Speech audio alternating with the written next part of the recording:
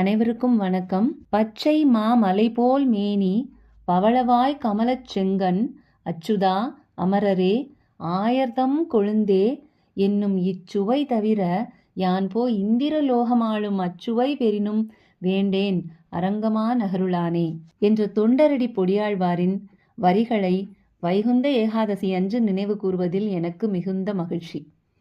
வைகுந்த ஏகாதசி அப்படின்னாலே நம்ம நினைவுக்கு என்னங்க வரும்? ராபத்து, பகல் பத்து, அரையர் சேவை, சொர்க்கவாசல் திறப்பு, இதெல்லாம் தானே நம்ம நினைவுக்கு வருது. அதிலும் ஸ்ரீரங்கத்து பெருமானே இன்று நினைவில் நம்ம வச்சுக்கிட்டே இருப்போம். ஸ்ரீரங்கத்து பெருமானை நம்பெருமானும் அழைக்கிறாங்க. அதுக்கு தனி வரலாறு இருக்கு. அந்த ஸ்ரீரங்கத்து பெருமாளை ஒரு முறையாவது பார்த்து விட மாட்டோமா?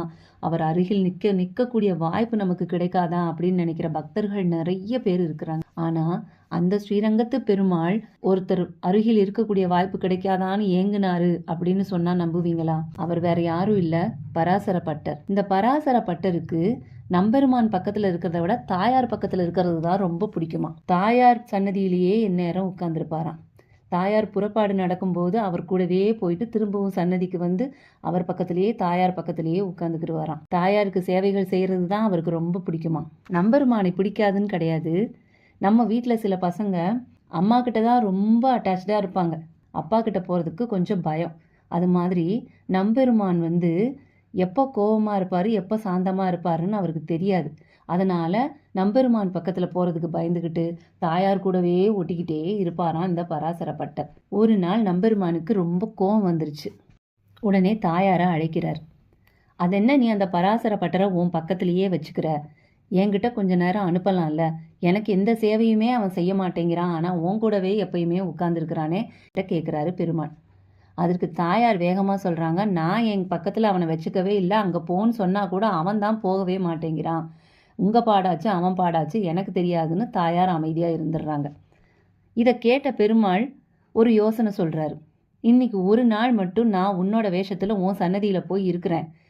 அந்த பராசரப்பட்டர் எனக்கு எல்லா சேவையும் செஞ்சுதானே ஆகணும். அவன் என்கிட்ட இருந்து அவன் தப்பிக்க முடியாது, அவன் பக்கத்தில் இருக்கிறதுக்கு எனக்கு ஒரு வாய்ப்பு கிடைக்கும்ல அப்படின்னு தாயார்கிட்ட சொல்லிட்டு தாயாரோட சன்னதியில் போய் தாயார் மாதிரியே உருவம் எடுத்து அழகா அம்சமாக நம்பெருமான் போய் இருக்கிறார். தாயாருக்கு அலங்காரம் எல்லாம் முடிச்சதுக்கப்புறம் பராசரப்பட்டர் வந்து பார்க்க வர்றார். முதல்ல அம்பிகையோட திருவடிகளை பார்க்குறார். அழகான திருவடிகளை பார்த்த உடனே அப்படி ஒரு மகிழ்ச்சி பராசரப்பட்டருக்கு. அப்படியே மேலே எல்லா அணிகலன்களையெல்லாம் பார்க்குறாரு. அம்மா எவ்வளோ தாயார் அழகாக இருக்கிறாங்க அப்படின்னு பார்த்து ரசிச்சுக்கிட்டே இருக்கிறார். அம்மாவோட புன்னகையை பார்க்குறாரு. புன்னகையை பார்த்து இவருக்கு மனம் அப்படி மகிழ்ச்சி ஆகுது. கொஞ்சம் மேலே பார்க்குறாரு. அம்பிகையோட கண்ணை பார்க்குறாரு. பார்த்த உடனே இவருக்கு ஒரு ஆச்சரியம். இது நம்ம தாயாரோட கண்ணு கிடையாது. தாயாரோட கண்ணு எப்போயுமே காருண்யமாக தான் இருக்கும், கருணையோட தான் இருக்கும். இது நம்ம தாயாரோட கண்ணு கிடையாது அப்படிங்கிற முடிவுக்கு வந்துடுறாரு.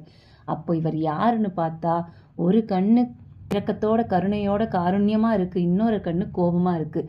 இது நம்பெருமானோட கண்ணு தான். புரிஞ்சுக்கிட்ட பராசரப்பட்டர் பெருமாள் காலடியில் விழுந்து என்னை ஏன் சோதிக்கிற பெருமாளே அப்படின்னு பெருமாள் கிட்ட கேட்குறார்.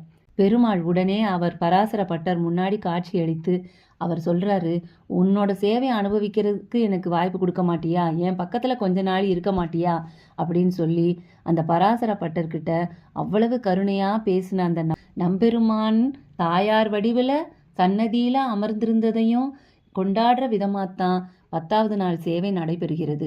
எல்லாருக்கும் வைகுந்த ஏகாதசி வாழ்த்துக்களை சொல்லி நிறைவு பெறுகின்றேன். நன்றி.